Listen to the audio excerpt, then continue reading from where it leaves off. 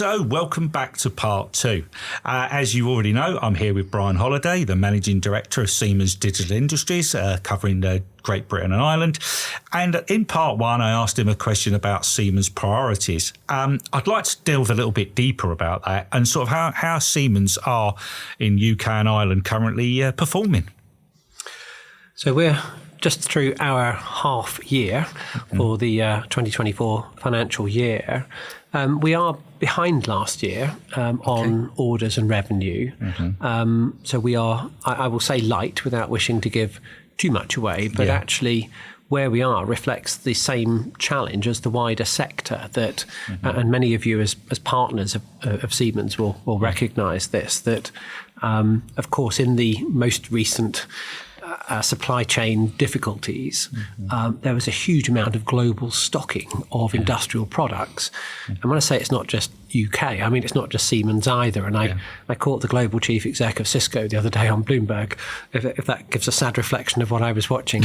But he too was reporting the destocking of routers and switches that were, from Cisco's perspective as a global supplier, equally put into supply chain. And they're sat in end customers on their shelves and in partners and, for projects, they've been bought early. So we've moved from just-in-time manufacturing to thinking very much more about having stock available for resilience purpose. And so what we're waiting for is for that to unwind. We're seeing good underlying growth. We're seeing strong demand, particularly post-pandemic, for some of our digitalization technologies, which is great. But actually, in terms of translating that into business growth, it means that we're lighter than we have been. What I would say is, particularly as we're here with, companies who are commercially connected with us, and I hope we've got, every opportunity to work together with our joint end customers to stimulate early conversations is, for us, hopefully for you, it's very much about top line orders and how early can we have conversations about projects that we can undertake together. For me, one of the best stimuli to that at the moment is, well, guess what? We've got a great investment landscape. We've got, interest rates that are lowering. We've got full capital expensing made permanent. There are other incentives. I've mentioned Made Smarter and catapults that can help with an innovation journey. But in many respects, in manufacturing, it's the best time to invest that we've had in the last 25 years. So I think, maybe I could encourage, on our joint behalf, any of you listening to be opening those conversations with your customers about, how are you going to invest in, given, perhaps the incentives to do so, but also the sustainability imperative. Where are they looking to invest? What are their priorities? How can Siemens and you as our partner, work together to bring a technology and domain expertise solution together that can stimulate some early growth? And, I think the market will pick up again, no question. But that's something I hope we would all see here as a joint challenge to make good progress against our key competitors in this space. Okay, that's absolutely great. So that actually sort of leads into my next question. I get some people questioning the value of partners and whether a solution partner or a distribution partner, the value of them. So how do you view the landscape of this? I mean, I find that disappointing that anyone would question the value of a partner, because I think, and I hope any of you listening to this and working with us over certainly the 31 years I think I've been involved now in partner business here at Siemens, would recognise the utter consistency with which we have pursued partner business. The consistency with which we have valued the way that partners can connect with a customer and do things that we can't. But actually that collective team effort is our strength. And there's no question if you're working for a distribution partner of Siemens, you can hold stock. You can deliver multiple items to a customer across multiple product lines on the date that they want it. You can send a single invoice. You can actually be a lot less complex to deal with than Siemens. That's value adding. There's no question about that to my mind. And equally, our solution partners, companies that have geography, proximity to customers, sector expertise, long-standing relationships.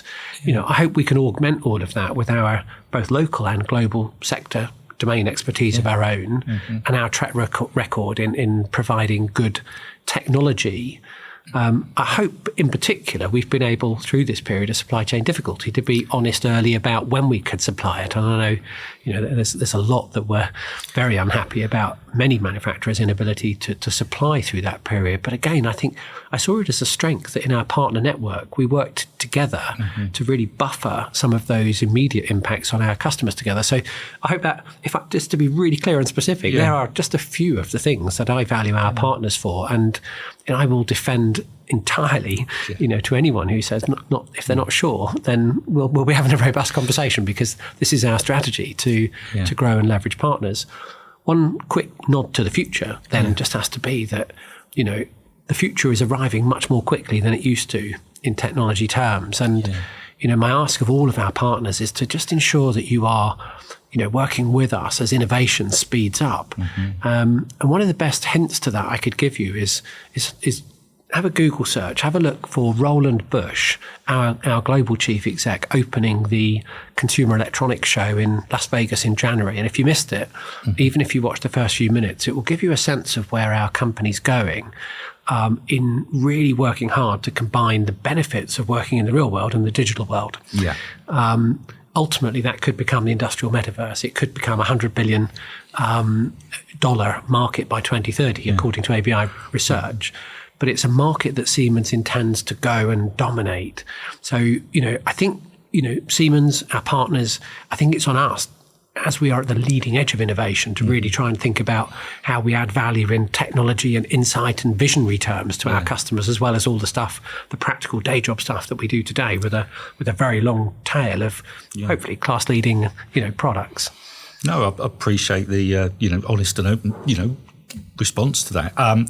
Just to sort of add on to that is that the feedback I had, we were, especially around deliveries when we had the challenges, that we were very open, very transparent, and one of the better companies to give information, like you said, and I think they appreciated that. They made it we wanted to hear, but they appreciated it. At least we did it. I hope so. We're open to feedback, of course, but no, I hope collectively the strength, the scale of our systems became apparent then, and hopefully an organisational approach, to be honest, early, even if that meant difficult conversations. But thankfully we're beyond that now. And we're back. Normal service has more or less resumed, which is always a positive. You've mentioned a few times around technology. I'd like to get a little insight of basically what you think about AI. It's very foremost, very pertinent. You see it a lot in the news, and I just really like your interpretation of it, really, and the way forward with it. So there's two parts to the answer there, without trying to overcomplicate it. But AI in industry and AI in let's call it our everyday life. And in everyday, I think we've now got coming up to a year of a world where we've got ChatGPT, a natural language model that we can interact with, that gives us answers and delivers us outcomes that would have taken us a long time to go and derive and surmise information, this sort of thing, which is an incredible productivity tool if we can rely on the data. But Google Gemini, of course, have had a launch and some setbacks and so on. But we now live in a world where AI is considered the norm. I'm using it to sketch out perhaps a speech, or look for insights that I can quickly consolidate around the sustainability position of our key competitors and this sort of thing. We're launching and using Microsoft Copilot here at Siemens as well, which is basically an assistant working directly alongside you that could completely produce PowerPoint slide decks for you. Now, I know there'll be a sharp intake of breath. Goodness me, Siemens can't manage any more PowerPoints than we used to. But I'm struck as an engineer and a technologist that we have to embrace these technologies on a personal level to be more productive. And there was a wonderful presentation actually at the Make UK conference by a small firm, Playdale. They make playgrounds. And they'd used Google Gemini to go and identify, well, what could a giraffe, play,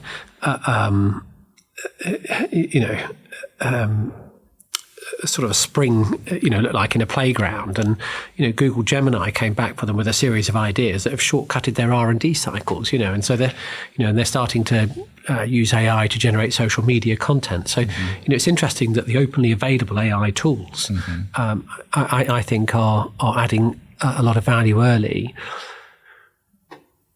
I think the danger is if we don't become experts in using those, we don't stand to be replaced by them, but we could be replaced by someone using them.